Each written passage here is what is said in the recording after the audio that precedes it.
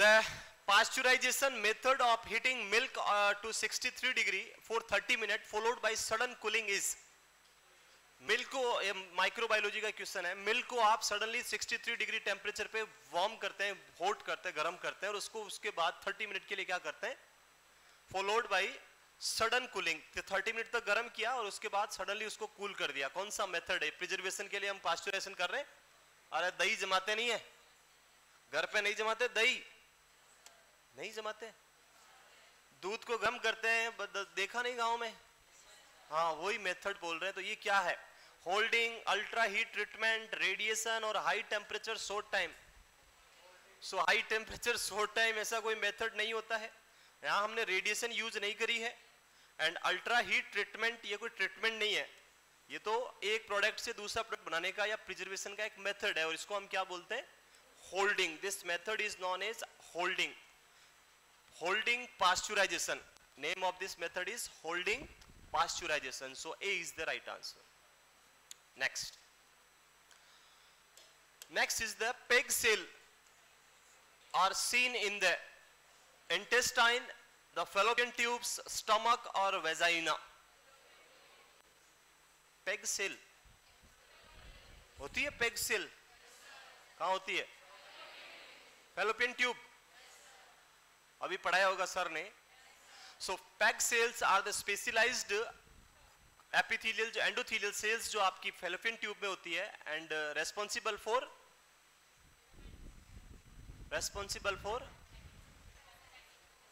phagocytosis, provide the nutrition to egg cell।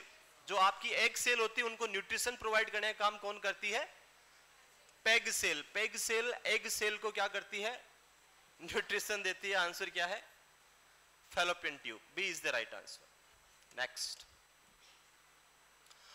a nurse is providing teaching to a client with a new prescription for saline. The nurse will instruct the client to avoid which food? Canned pineapple, frozen peas, smoked fish or cottage cheese? Very good. So पहले तो समझना है कि भाई क्या है ये saline, उसके बाद उसका कॉन्सेप्ट क्या है कि क्यों फूड क्यों अवॉइड करना है, देन उसके बाद कौन सा नहीं देना वो हम देखेंगे आगे। सो सेलेजाइन कौन सी ड्रग है?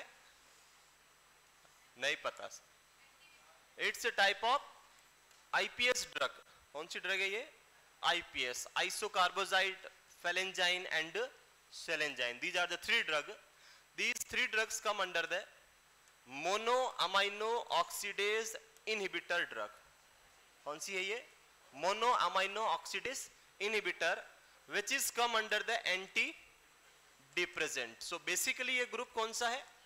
एंटी डिप्रेजेंट है। और एंटी डिप्रेजेंट के थ्री टाइप में से ये कौन सा टाइप है? Mono amino oxidase inhibitor. और उसमें तीन एग्जांपल हम पढ़ते हैं, isocarboxazid, phenelzine and selegiline. With the mono amino oxidase drug अगर हम बात करें, one problem is there, this mono amino oxidase inhibitor block the mono amino oxidase enzyme. कौन से एंजाइम को ब्लॉक करती है? मोनो अमाइनो ऑक्सीडेज एंजाइम को ये ब्लॉक करती है। जब आपको मोनो अमाइनो ऑक्सीडेज एंजाइम की बात करी जाए, मोनो अमाइनो ऑक्सीडेज एंजाइम ये क्या करता है हमारी बॉडी में, क्या काम है इसका? सो इसके दो वर्क है। First work is serotonin, serotonin reuptake. Reuptake जानते हो? What is reuptake?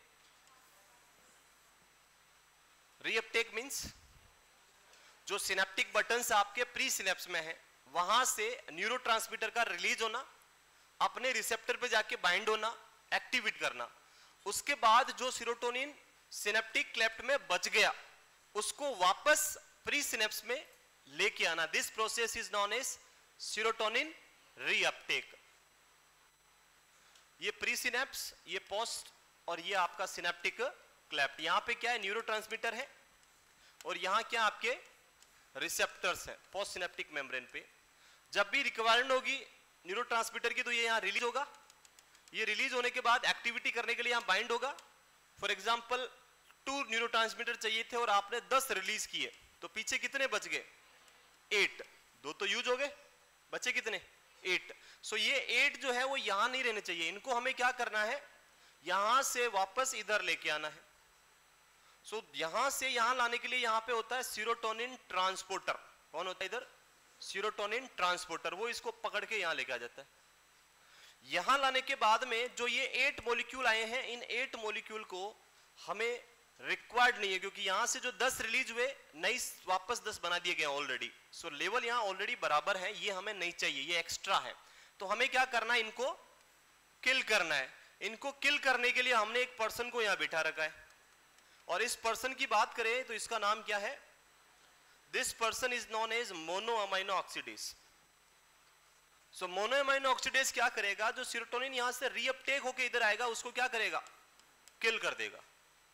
हमने जो ड्रग दिया वो कौन सी ड्रग है, mono amino oxidase inhibitor. So drug क्या करेगी, इसको ब्लॉक कर देगी। जब ये ब्लॉक हो जाएगा तो सीरोटोनिन का डिस्ट्रक्शन नहीं होगा।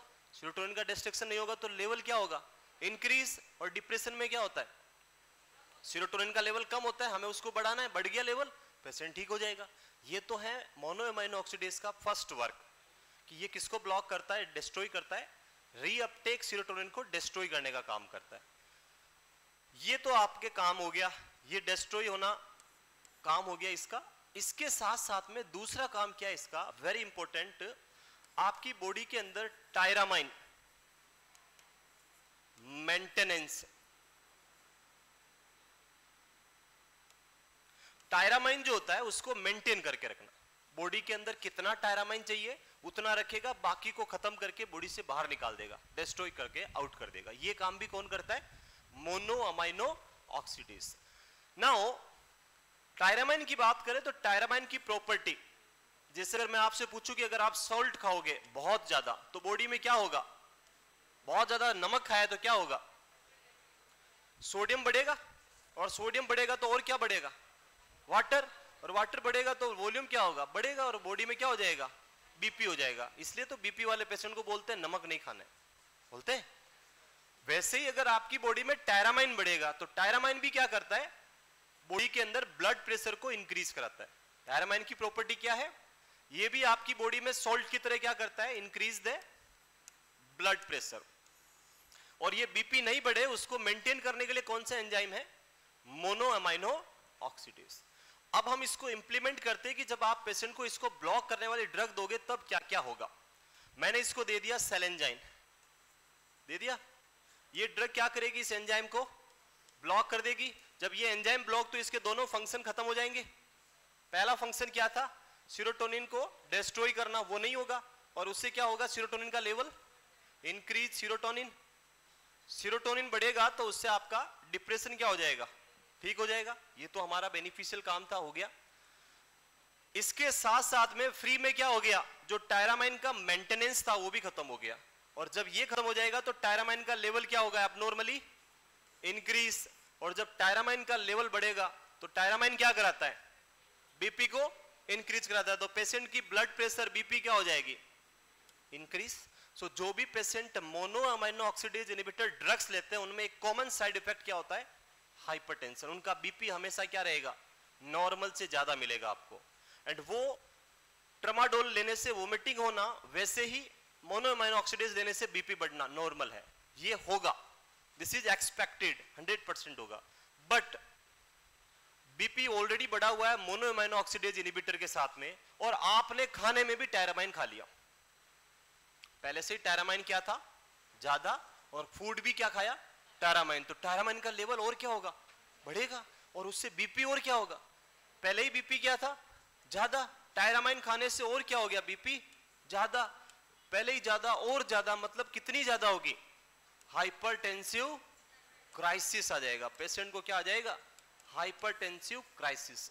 सो to prevent this hypertensive crisis, the tyramine or tyramine containing food is always avoided with mono amino oxidase inhibitor drugs। याद हो गया। अब क्वेश्चन में भी क्या पूछा था, यही पूछा था। अब आपके कुछ क्वेश्चंस ये भी हो सकते हैं कि सर टायरामाइन होता है किसमें, टायरामाइन। सो टायरामाइन के एग्जाम्पल की बात करें, पहला एग्जाम्पल आपका रेड वाइन, चीज होता है, पर उसमें याद रखना है ओल्ड चीज, बिल्कुल रेड मीट या फिश, पिकल,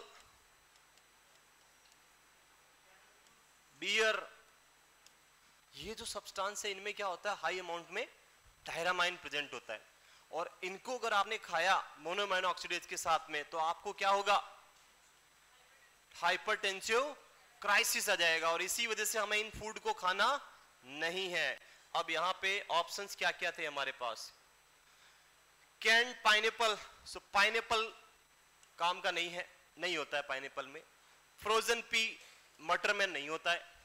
स्मोक्ड फिश और कोटेड चीज, चीज में होता है पर कौन सा चीज होना चाहिए, ओल्ड चीज। कोटेज चीज जो आ गया इसमें आपने कुछ ना कुछ कर दिया, इसमें नहीं होता है। आंसर क्या होगा, स्मोक्ड फिश, जो आपकी फिश जिसको स्मोक फ्राई करके ना आप, वो आपका सबसे बड़ा सोर्स है इन चारों में से टायरामाइन का। तो आंसर क्या होगा, C is the right answer. Clear हो गया, अरे क्लियर हो गया। मोनोअमीनो ऑक्सीडेज के साथ कौन सा फूड नहीं खाना है, टायरामाइन कंटेनिंग फूड नहीं खाना है। क्यों नहीं खाना है, to prevent the hypertensive crisis. क्यों करता है, समझ में आ गया। नेक्स्ट आगे अगला क्वेश्चन क्या है, नर्वस सिस्टम का क्वेश्चन है ये। While assessing the neurological function of a patient, the nurse performs Romberg test as a screening measurement for Romberg test। जानते हो क्या होता है Romberg test? So Romberg test में क्या करना है, पर्सन को बोलना आंखें बंद करो और खड़े हो जाओ, 2 मिनट तक ऐसे ही खड़ा रहना है। पर्सन को देखना है कहीं इधर गिर तो नहीं रहा है, अगर गिर रहा है सेरिबेलम खराब है, नहीं गिर रहा है मतलब सेरिबेलम सही है। This is the Romberg test only, simple सा है। पेशेंट को क्या बोलना है, close your eyes and stand still for 2 minute, 2 minute तक सीधे खड़े रहो। पर्सन है, होता था बचपन में स्कूल में 2 मिनट प्रेयर क्या करते थे, 4-5 ऐसे गिरे पड़ते, एक इधर एक उधर होते थे बचपन में, तो उनका सेरिबेलम प्रॉपर वर्क नहीं करता है, they don't have proper balancing power. So this is used to check the balance. Cerebellum जो है बैलेंस कर रहा कि नहीं कर रहा, उसको चेक करने के लिए हम यूज करते हैं। सो मसल स्ट्रेंथ नहीं, सेंसेशन नो, कोऑर्डिनेशन नहीं, राइट आंसर क्या है, बैलेंसिंग। बैलेंसिंग, बैलेंस को चेक करने के लिए आप क्या कर रहे हैं, रोम्बर्ग टेस्ट कर रहे हैं, कर सकते हैं।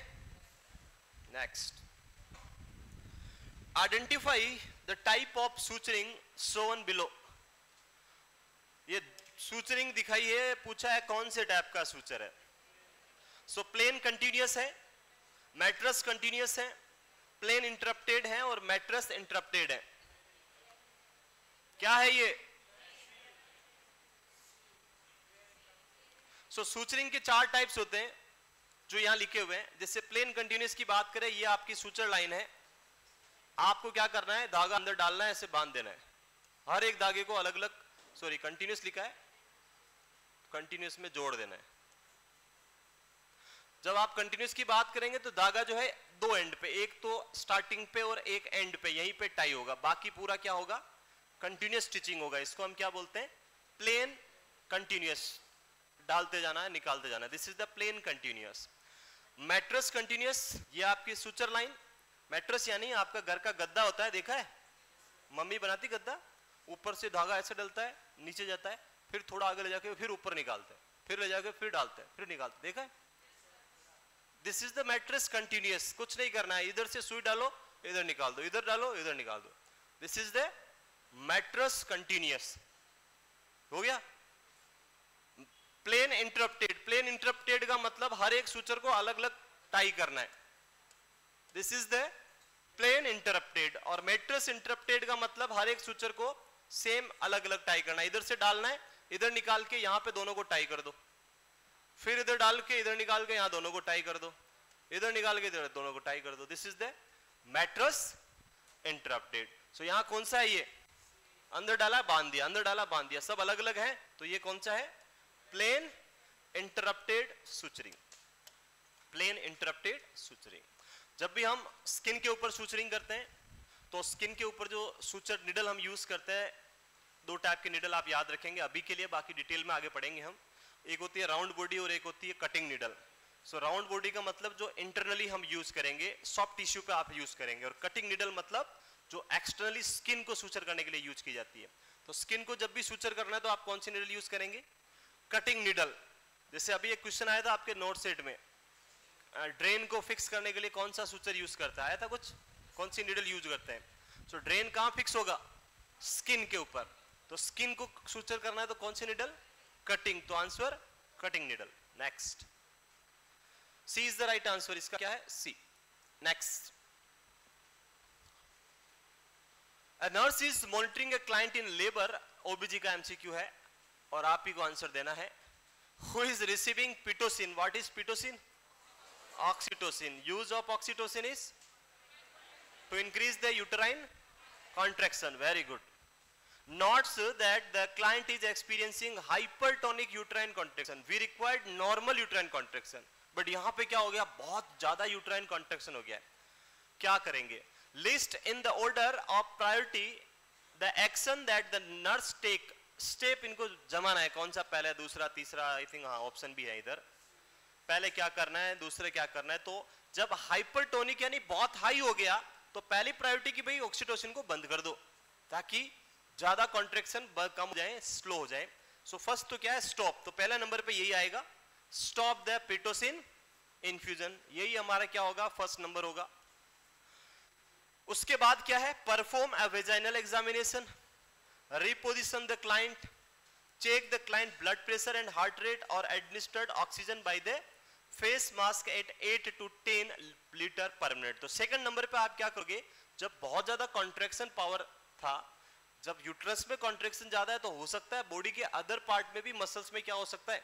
कॉन्ट्रैक्शन हो सकता है। उसकी वजह से आपका बीपी, वाइटल सारे क्या हो सकते हैं? अल्टर्ड हो सकते हैं। तो आप सेकंड नंबर पे किस पे जाएंगे? Vital assessment. This is the second. Clear है? यस। देन इसके बाद हमारे पास बचे perform a vaginal examination, reposition the client or administered oxygen by face at the face mask at 8 to 10 liter। तो क्या करोगे नेक्स्ट?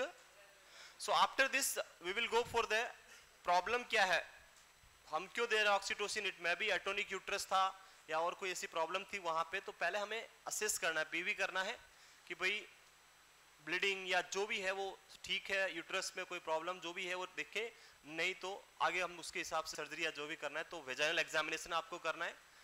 जब पीवी आपने कर दिया, जो सेकंड नंबर है वो आ जाएगा थर्ड नंबर पे।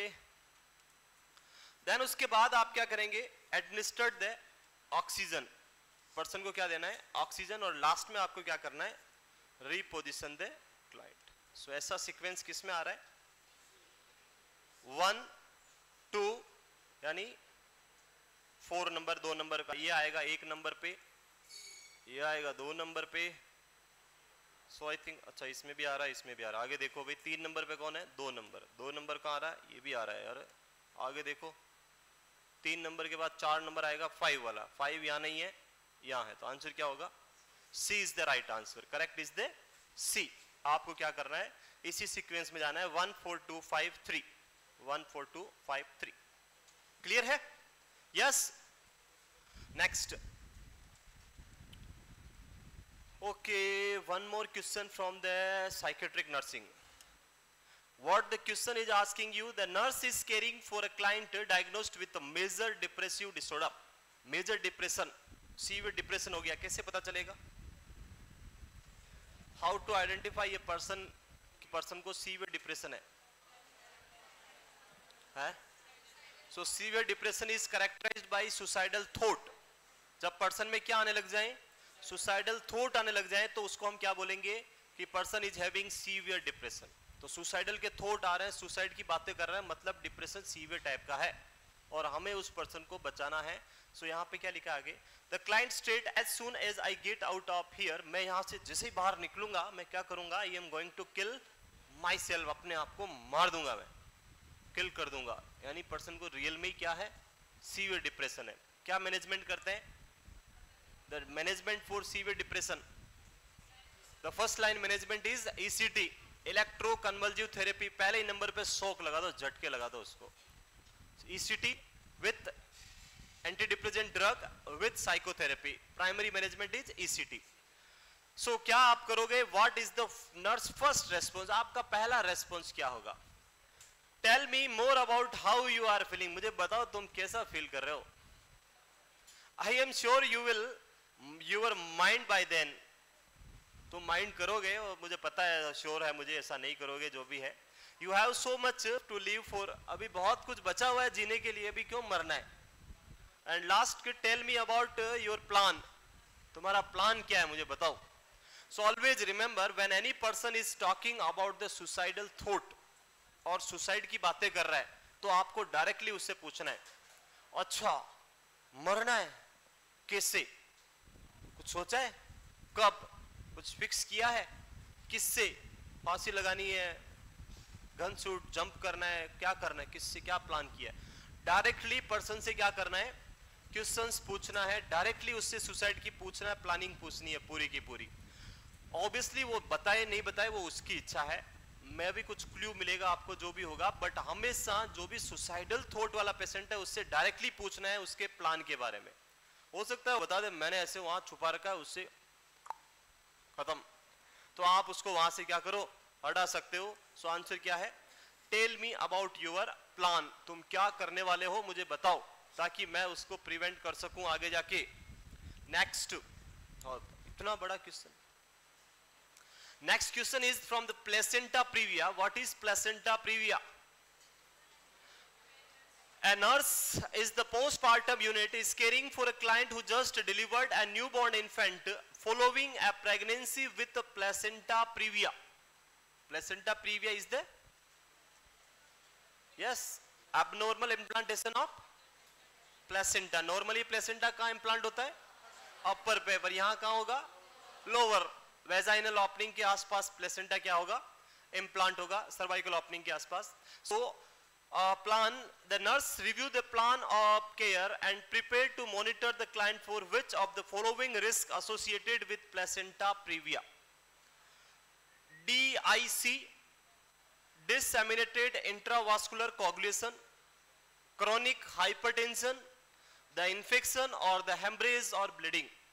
Which one is the highest priority? सब कुछ हो सकता है, with delivery, labour process, all four can possible, चारों ही क्या हो सकते हैं, बट कौन सी प्रॉब्लम जो है वो आपको यहां सबसे फर्स्ट प्रायोरिटी में होगी। So the right answer is the chance of bleeding is very high because placenta is implanted at the abnormal site, और वो यूट्राइन ओपनिंग के पास में है और वहां से ब्लीडिंग होने के चांसेस बढ़ जाते हैं। इवन बिफोर डिलीवरी भी क्या हो सकता है, ब्लीडिंग कभी भी हो सकता है प्लेसेंटा प्रीविया के साथ में। ये तो क्लासिकल साइन है ब्लीडिंग तो प्लेसेंटा प्रीविया का। So the right answer is D is the right answer. Clear है? कितने नंबर आए हाईएस्ट? 144। अभी तक तो एक भी क्वेश्चन गलत नहीं हुआ आपके, तो कम क्यों है? सारे सही हैं अभी तक, तो आप सब आंसर दे रहे हो। सो मैं भी हो सकता है बहुत सारे जो हैं जो ऑलरेडी कोचिंग कंप्लीट करके जो हॉस्टल्स में अभी रह रहे हैं और जो तैयारी कर रहे हैं सितंबर या दिसंबर जब भी नॉर्थ सीट होगा उसके लिए, तो उन्होंने भी एग्जाम दिया होगा। बहुत सारे जो अभी रनिंग बैच में चल रहे हैं, तैयारी कर रहे हैं, जिनका सिलेबस जो मार्च से आए उनका बहुत सारा सिलेबस हो गया है, और बहुत सारे जो अभी ज्वाइन किया रिसेंटली तो उनका कुछ पार्ट हुआ है, और कुछ हो सकते जो आज ही आए या कल ही आए हो और उनको आते ही धमाका, और वो सोच रहे होंगे ये पता नहीं क्या हो गया। सो बिल्कुल घबराने वाली बात नहीं है। ये पेपर कंडक्ट करने का जो मेन एम है वो ये है कि आपको इस लेवल तक रीच होना है, यहां तक पहुंचना है। जब आप इस लेवल पे रीच हो जाओगे मतलब नॉर्थ सेट तो क्या सब हम पार कर लेंगे, तो वो आपको रीच करना है। और आज हो सकता है कम नंबर आए, लेकिन जब हम सिलेबस कंप्लीट करेंगे और उस टाइम जब मॉडल पेपर हो रहा होगा तो वहां आप भी श्योरली देखोगे कि आपके नंबर 140 150 आएंगे, नंबर कम नहीं आएंगे। तो जो आज कल परसों आए हैं वो डरे नहीं, और जो पुराने हैं वो ज्यादा होशियार ना बने, हो सकता है उनके भी कम नंबर आ सकते हैं, आए कि नहीं आए? कम नंबर आए कि ज्यादा नंबर आए? कम आए। क्यों? पढ़ाया नहीं था है? ऐसा था जो पढ़ाया नहीं था? सब तो पढ़ाया, फिर क्यों नहीं आते नंबर? कोई रेशनल बताओ, रेशनल दो यहां पर, rational. We required rational for every question, so you should give rational for my question, I will give rational for your question. आप अपना रेशनल दो, क्यों नंबर नहीं आते? अरे क्यों? मैं जब पढ़ रहा हूं, समझा रहा हूं, आप यस सर ये आंसर, आप पेपर में क्यों नहीं दे पाते हो ये आंसर? उस टाइम समझ में नहीं आते। चलो एक बार हम ये सॉल्व करते हैं, फिर इस पे भी बात करते हैं। Next, so a person is prescribe sertraline 100 mg per orally daily, which changes in the sleep is most likely secondary to this medication. अब आपका क्वेश्चन जो है आपको कैसे समझ नहीं आता है, मैं देखता हूं। पहला चीज अभी क्वेश्चन में क्या करना है कि भाई क्वेश्चन का बेसिस क्या है? ड्रग। ये ड्रग ही है पहला पॉइंट। ये डोज वोज छोड़ो, उसका कोई रोल नहीं है, मैं पहला पॉइंट ड्रग का है, यही पूछ, ड्रग के बारे में ही जानना चाह रहा है ये। सो ड्रग कौन सी है? sertraline। अब पहला पॉइंट आपके माइंड में, ये ऑप्शन तो मैंने पढ़े भी नहीं, अभी बाद में देखेंगे ऑप्शन। sertraline कौन सी ड्रग है ये समझना है हमें पहले। सो ये कौन सी ड्रग है? अब यही आंसर खत्म हो जाता है हमारा तो, क्योंकि हमें पता ही नहीं है sertraline कौन सी ड्रग है?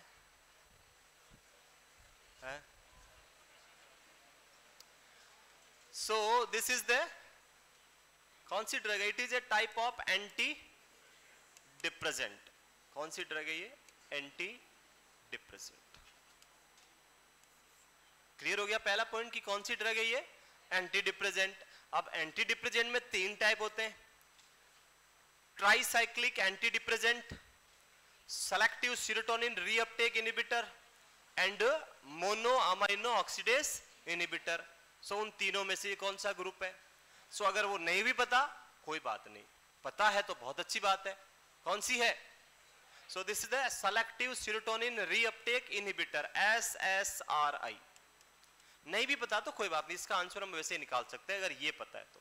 सो एंटी डिप्रेसेंट ड्रग कौन सी है? Anti depressant. अगर किसी पर्सन को डिप्रेशन हो रखा है,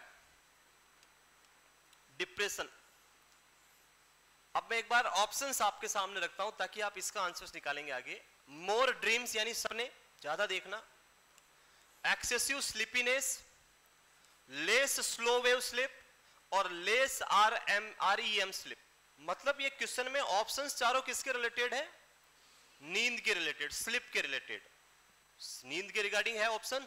अगर मैं पूछूं कि डिप्रेशन वाले पेशेंट को नींद ज्यादा आती है कम आती है? क्या होता है? कम आती है। पेशेंट किस में रहता है? इंसोम्निया। लेकिन अगर इस इंसोम्निया की बात करें तो एक आपका इंसोम्निया जो अभी आप में हो रहा है, सो नहीं रहे हो, जाग रहे हो, और एक डिप्रेशन वाला, दोनों सेम होता है?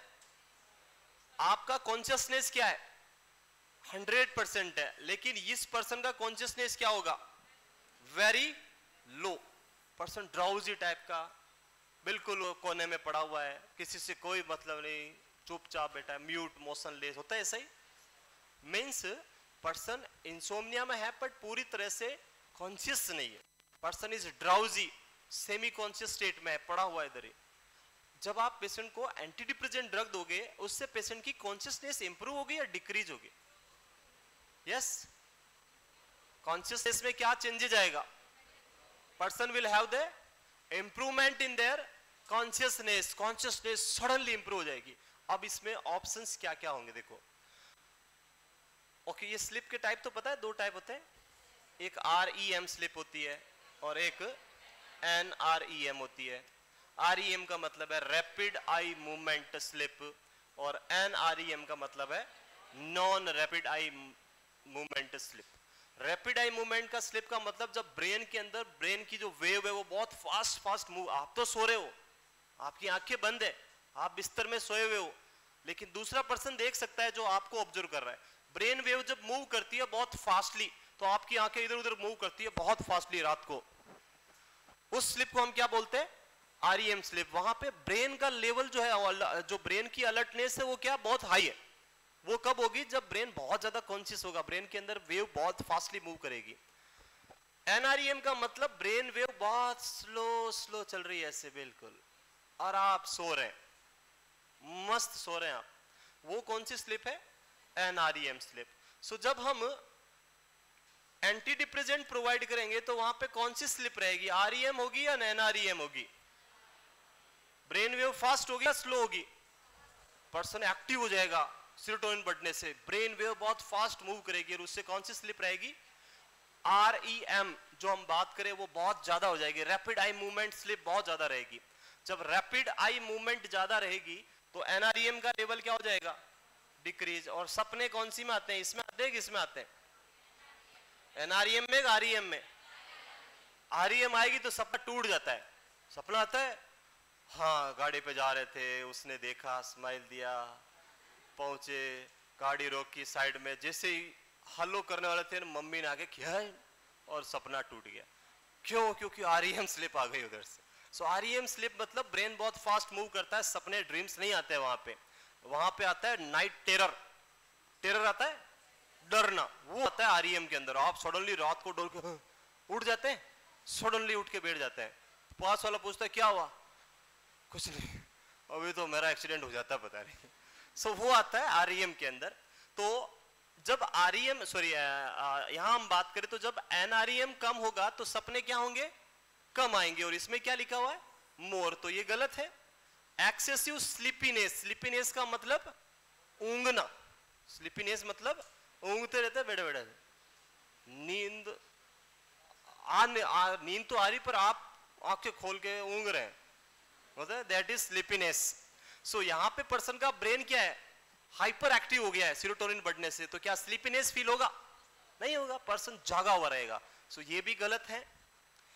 लेस स्लो वेव स्लिप और लास्ट लेस आरईएम स्लिप, दोनों में से सेलेक्ट करना है कौन सा होगा?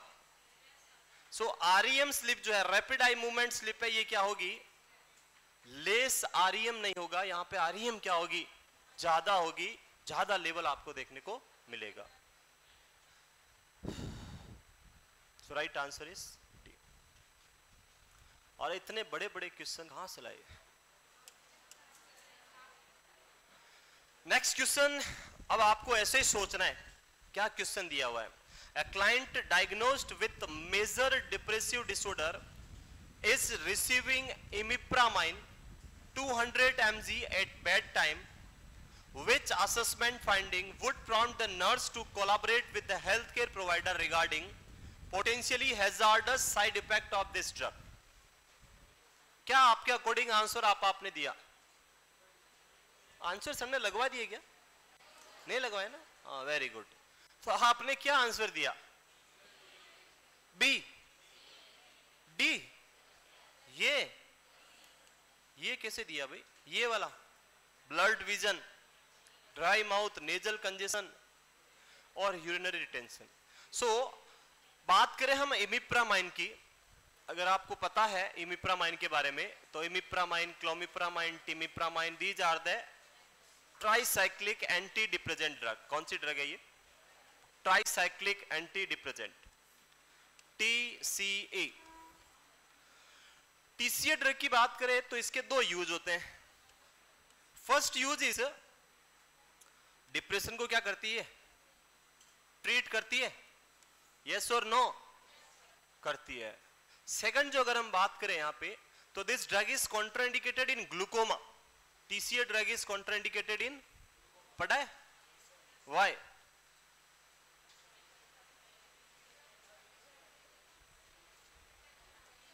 Why the TCA drug is contraindicated in glaucoma?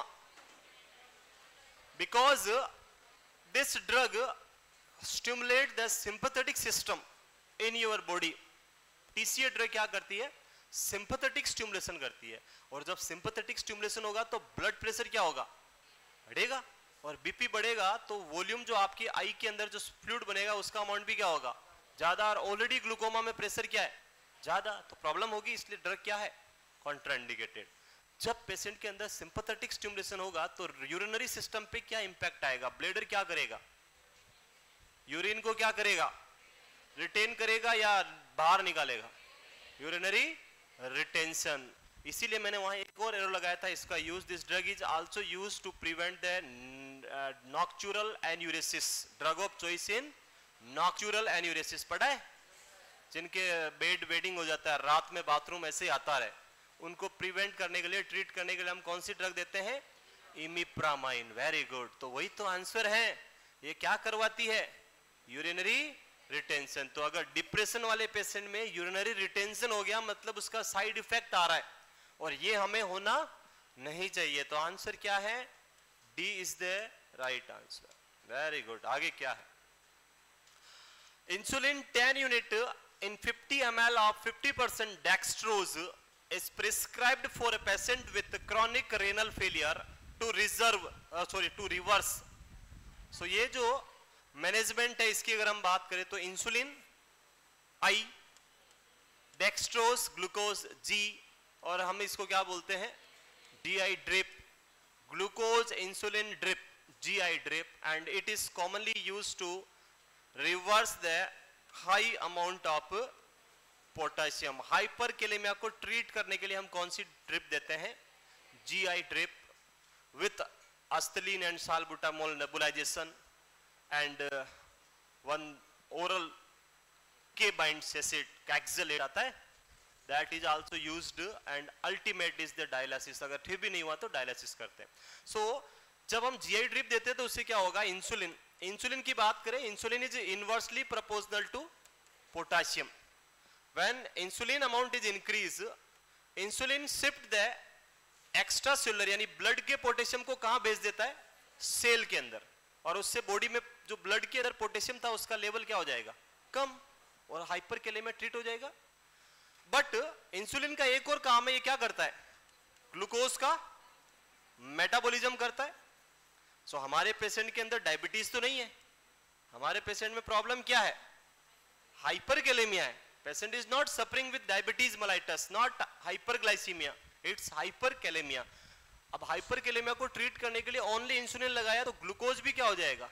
कम, और पेशेंट में क्या हो जाएगा? हाइपोग्लाइसीमिया हो जाएगा। कि पोटेशियम तो कम हो ही रहा, साथ साथ में ग्लूकोज भी कम हो जाएगा। तो पोटेशियम तो कम हमें करना है, बट ग्लूकोज को डिक्रीज नहीं करना, इसलिए साथ में क्या दे दिया? ग्लूकोज भी दे दिया, इसलिए ग्लूकोज का लेवल मेंटेन रहेगा और आपके पेशेंट को हाइपोग्लाइसीमिया नहीं होगा। So the answer is C is the right answer. Next, after doing Leopold's maneuver, the nurse determined that the fetus is in the ROP, right occipito posterior, right occipito posterior position. To best auscultate the fetal heart tones, the Doppler is placed. So यहाँ पे 2-3 point आपको समझने। वैसे तो अभी आपने थोड़े दिन पहले ही पढ़ा है फिटस, और क्या होता है आपका ये, अरे क्या होता है ये, क्या है? पेल्विस।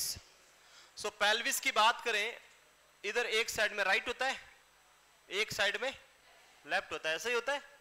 फिर इसको हम डिवाइड करते हैं अलग अलग में, right occipito posterior, anterior, lateral, जो भी है, मुझे वो सारी चीजें नहीं पता है, हमें उससे कोई मतलब नहीं है।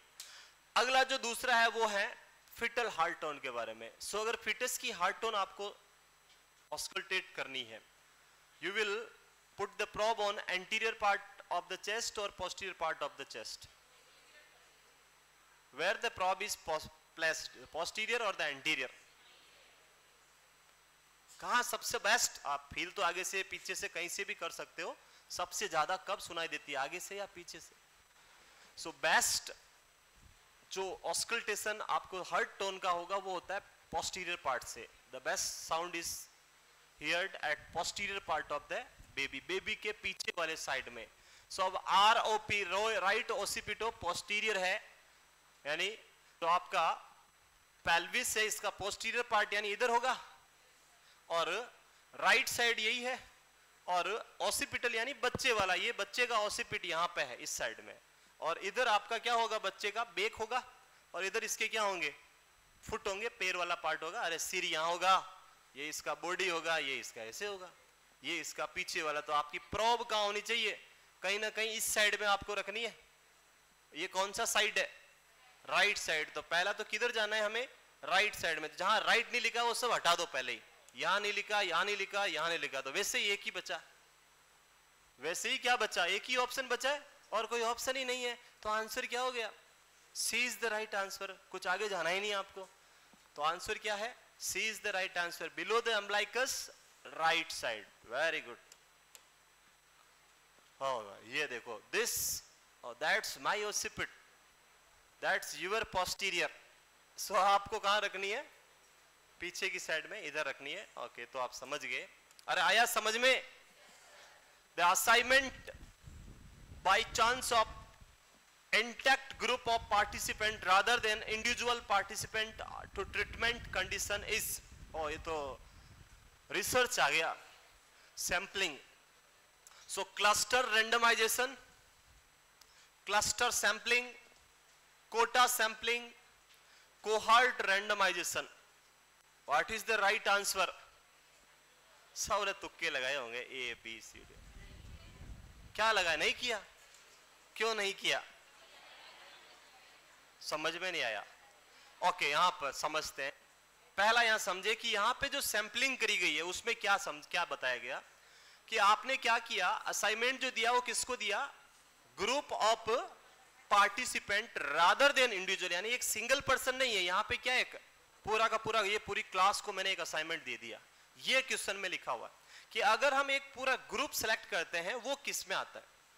Cluster randomization, quota sampling, cluster sampling, cohort randomization. तो अब मैं इसको क्लियर करता हूं।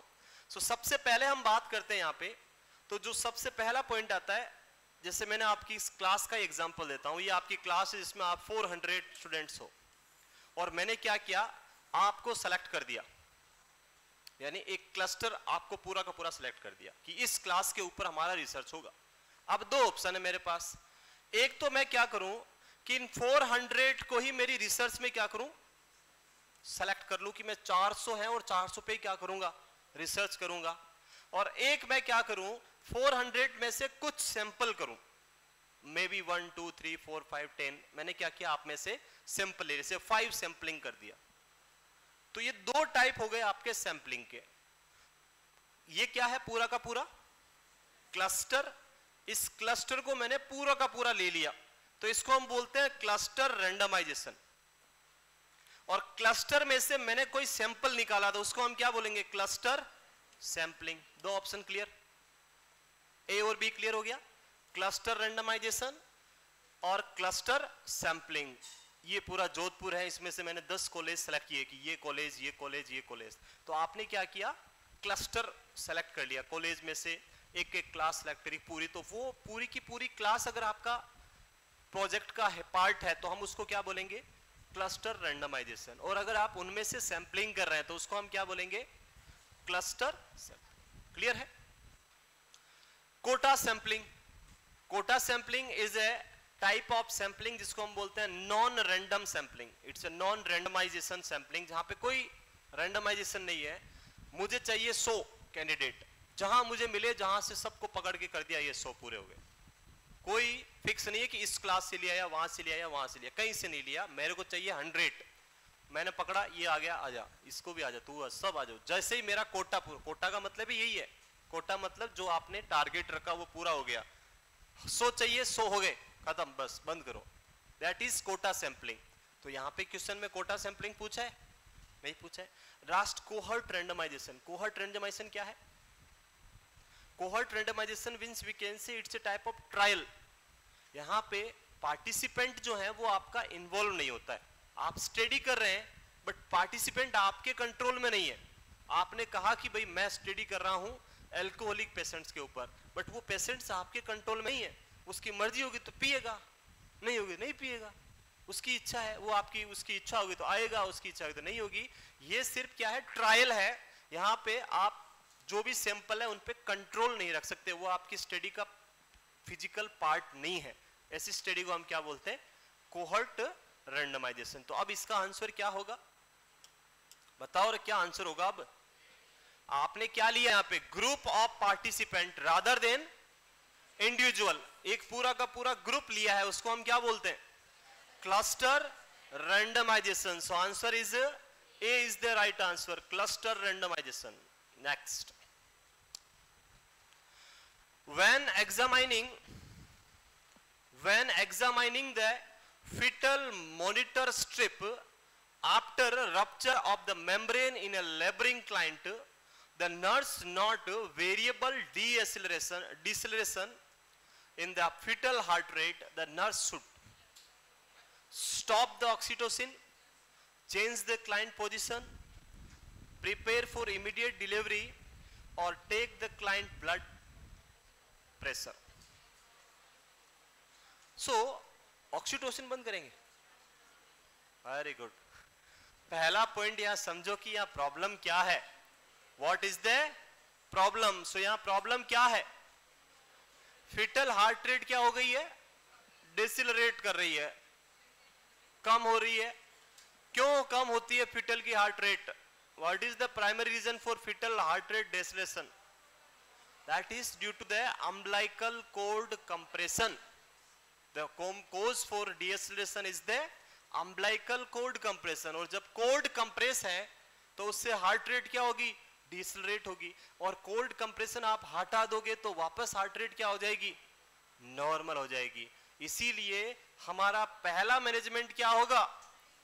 Change the client position. It may be due to the pressure. आपका सुपाइन में सुला दिया पेशेंट को और बच्चे के ऊपर प्रेशर था, सो अम्बिलिकल कॉर्ड था वो उसके नीचे आ गया और आपका कॉर्ड कंप्रेस हो गया, तो उससे आपको क्या होगा? डीएसएलेशन. तो राइट आंसर क्या होगा? सबसे पहले क्या करना है? डीएसएलेशन को ट्रीट करने के लिए पेशेंट की पोजीशन, क्लाइंट्स पोजीशन आपको क्या करनी है? चेंज करनी है. यस, राइट, क्लियर है? क्या हो गया? बंद हो गया? अरे क्या प्रॉब्लम है? ए बताया था. ओके, अली सर ने ए बताया. सो हम बात करें यहां पे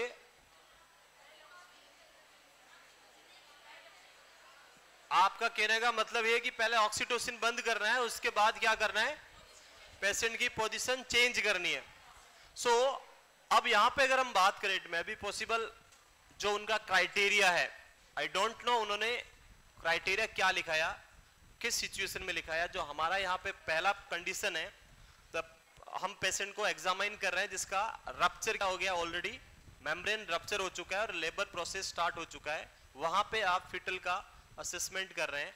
सो लेबर प्रोसेस स्टार्ट होने के बाद बिफोर आफ्टर, अब ऑक्सीटोसिन दिया नहीं दिया, क्वेश्चन में कुछ मेंशंस नहीं है और सर के क्राइटेरिया क्या है I don't know. So obviously इसका राइट आंसर बी ही होगा. This is the NCLEX MCQ और इसका राइट आंसर बी है, पर मैं सर से डिस्कस करूंगा एक बार फिर से, don't worry. But right answer अभी क्या है?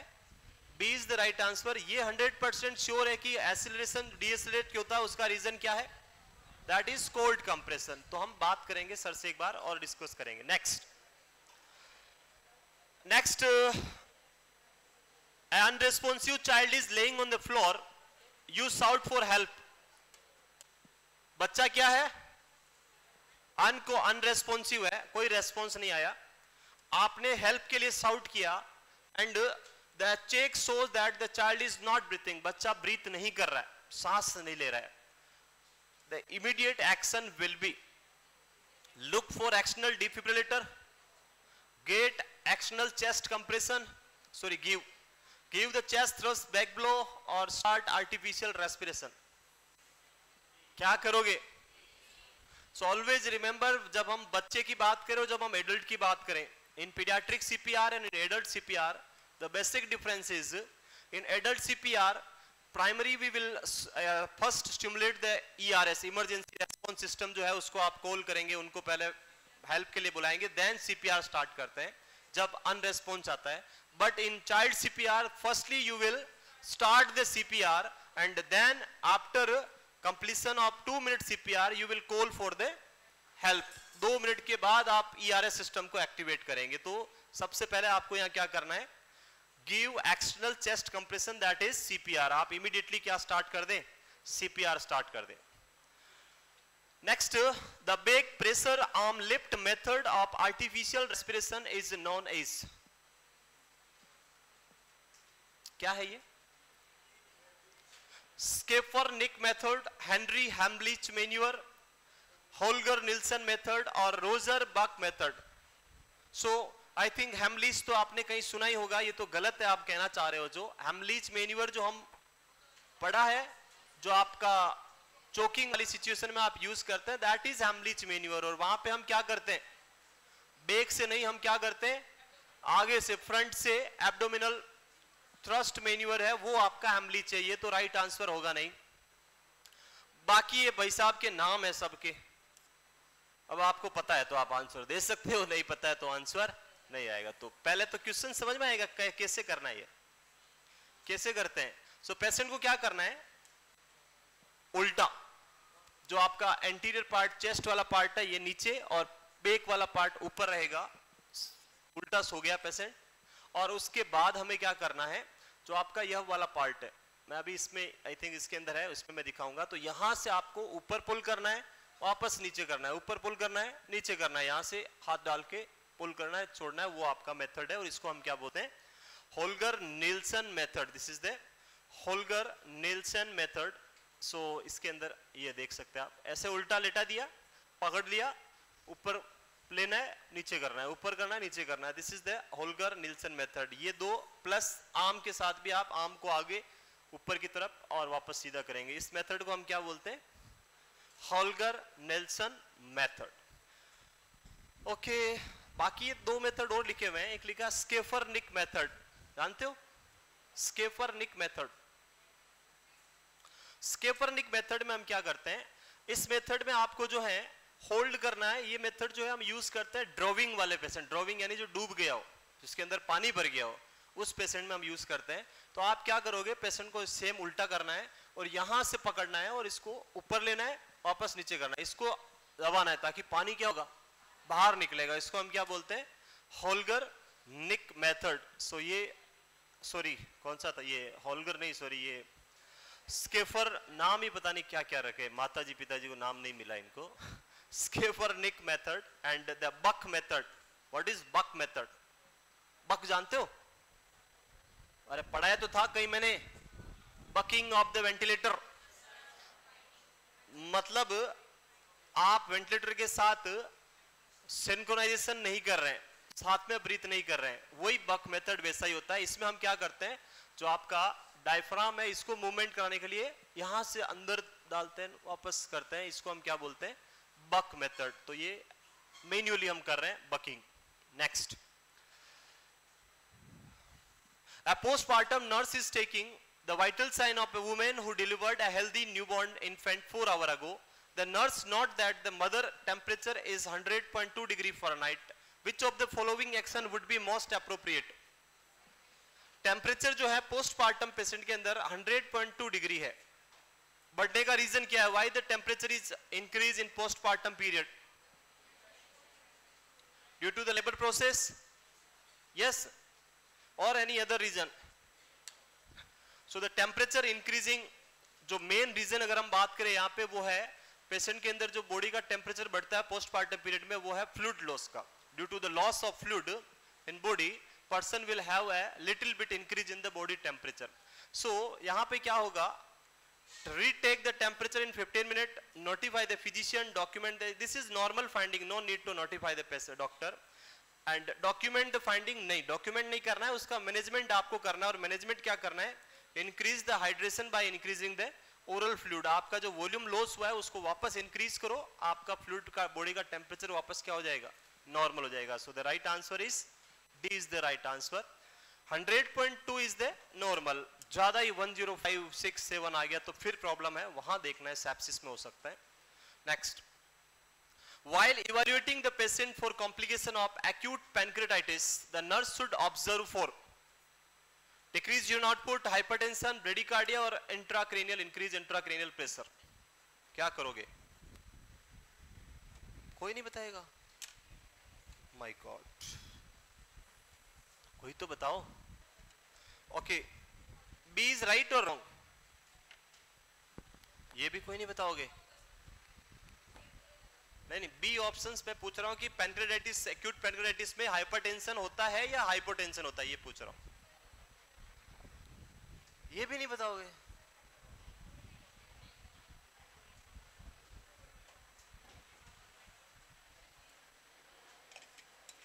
क्या बताओगे आप लोग? हाइपरटेंशन होता है, हाइपो होता है, why? A person, yes, islet cell जो है वो काम नहीं करती है, उससे क्या होगा फिर? So in case of acute pancreatitis the first thing जो आपको समझना है, बीपी जो है वो लो होती है, ब्लड प्रेशर क्या होता है? हाइपोटेंशन होता है। उसका रीजन अगर हम बात करें तो that is the fluid shifting. Intravascular fluid जो है it will be shifted into the body cavities like in peritoneal cavity और एनी अदर बॉडी कैविटीज। वहां मेनली पेरिटोनियल कैविटी के अंदर क्या होगा? फ्लूइड आपका शिफ्ट हो जाता है। वास्कुलर फ्लूइड कहां चला जाएगा? आपकी पेरिटोनियल कैविटी के अंदर शिफ्ट हो जाएगा। उसकी वजह से वॉल्यूम क्या हो जाएगा? Decrease, the volume will be decrease. और जब वॉल्यूम डिक्रीज होगा तो उस कंडीशन में हाइपोटेंशन होगा, और हाइपोटेंशन होगा तो हार्ट रेट क्या होगी? ऑब्वियसली डिक्रीज होगी। गलत, इंक्रीज होगी। सो हम क्या लिखेंगे? तो गलत है, ये भी गलत है और ये भी क्या है? गलत। When person is having hypotension, it means the ICP will also increase. गलत, ICP will decrease. हाइपोटेंशन है, ब्रेन के पास ब्लड कम जाएगा तो ICP क्या होगी? Decrease. But absolutely the renal perfusion will decrease and that may lead to decrease urine output. आपका renal perfusion क्या होगा? अरे हाइपोटेंशन है तो किडनी के पास ब्लड कम जाएगा, कम जाएगा तो फिल्ट्रेशन क्या होगा? कम, और कम होगा तो यूरिन भी क्या बनेगा? कम बनेगा, और आपका पेशेंट का यूरिन आउटपुट डिक्रीज हो जाएगा। So the right answer is a. Sir आपको इसको एक्यूट पैनक्रेटाइटिस जो है सर पढ़ाएंगे डिटेल में एंडोक्राइन के अंदर। A is the right answer. Next, psychiatric, again psychiatric. The defence mechanism used by a lady who is unable to bear a child engage self in working with children। एक female patient है, जो एक female lady है जो child bearing नहीं कर पा रही है, तो उसने क्या किया? अपने आप को बच्चों के साथ एंगेज करना स्टार्ट कर दिया, बच्चों के साथ खेलना, दूसरों के बच्चों के साथ रहना, वही आपने स्टार्ट कर दिया। कौन सा डिफेंस मैकेनिज्म है? Identification, sublimation, compensation, displacement. कैसे कैसे क्वेश्चन आ जाते हैं सर, हम तो सोचते हैं ऐसा होगा पर ऐसा हो जाता है। क्या होगा? Compensation, sublimation, displacement, identification. So I will give you example of all 4 defense mechanism. In case of identification, to decrease or we can say to satisfy yourself, you are taking identity of others. Like you are admitted in a hospital with a fracture in limb and you are having physiotherapy daily by a physiotherapist. Daily आपको physiotherapy करवा रहा है एक physiotherapist, और आपने उसको देख के उससे मोटिवेट होकर आपने क्या डिसाइड किया? In future I will be A physiotherapist. मैं भी अब लाइफ में क्या बनूंगा? फिजियोथेरेपिस्ट बनूंगा। तो आपने क्या लिया? उस पर्सन की आइडेंटिटी ली। इसको हम क्या बोलते हैं? Identification. Sublimation, sublimation means when person change his or her behaviour which is socially unacceptable. आपका ऐसा बिहेवियर जो सोसाइटी में क्या है? अनएक्सेप्टेबल है, उसको आप किस में चेंज कर रहे हैं? एक्सेप्टेबल बिहेवियर में चेंज कर रहे हैं, बट परमानेंटली। आप अपने आप को मोर मैच्योर दिखा रहे हैं परमानेंटली, उसको हम क्या बोलते हैं? सबलिमिशन। मैच्योर आप हो रहे हैं और ज्यादा मैच्योरिटी शो कर रहे हैं आप, वो क्या है आपका? Sublimation. Compensation means in one field you are failed, किसी एक फील्ड में आप फेल हो गए, तो उस फेलियर को छुपाने के लिए आप इतनी मेहनत करो दूसरे फील्ड में कि आप उससे ऊपर चले जाओ। होता है? 2 घर हैं, एक आपका ये घर बनाया किसी ने। जब मैं 7th क्लास में 8th क्लास में या 7th में था, तब एक टीचर ने पूछा कि ये लाइन है, ये क्या है? लाइन है, इस लाइन को बिना मिटाए छोटा करना है। कर सकते? सो आप क्या करो, इसके आगे एक बड़ी लाइन बना दो, बोलो कौन सी छोटी है। अब ये बिल्कुल छोटी है सर, देख लो, और हमने इसको टच भी नहीं किया। वैसा ही कि हो सकता है आप किसी फील्ड में इतने ही पहुंच पाए, अब इस फील्ड को आपको क्या करना है, छुपाना है, तो आपको दूसरे फील्ड को क्या करना पड़ेगा, इसको तो मिटा नहीं सकते, अब बड़ा इसको करना पड़ेगा। लाइक अगर हम बात करें, ये एक बिल्डिंग है, इसके आगे एक बड़ी बिल्डिंग बना दो। अब आप देखो यहां से एक आदमी को बोलो देख बड़ी कौन सी है, तो ऑब्वियसली इसको यही दिखेगा, क्या पीछे वाला दिखेगा? नहीं दिखेगा। लाइक सचिन तेंदुलकर जानते सभी, वो जो पर्सन था, वो पर्सन स्टडी में बहुत वीक था, पढ़ाई लिखाई नहीं आती थी उसको, फेल हो गया था वो 12th क्लास पास करते करते 2-3 बार। क्या कोई जानता है? कोई बोल रहा है फेलियर है तो 10वीं पास नहीं कर पाया, कौन बोलता है? कोई बोलता है? सब उसको क्या बोलते हैं, ये क्रिकेट का गोल्ड है, मास्टर ब्लास्टर इन क्रिकेट, क्योंकि उसने क्रिकेट में अपने आप को इतना ऊंचा कर लिया कि उसकी जो फेलियर है वो दिखती नहीं किसी को। इसको हम क्या बोलते हैं? कंपनसेशन, कंपनसेट करना, कि इसमें नहीं तो इसमें मैं कुछ ना कुछ ऐसा करूंगा कि सबसे ज्यादा हो जाएगा, वो है कंपनसेशन। And last, displacement.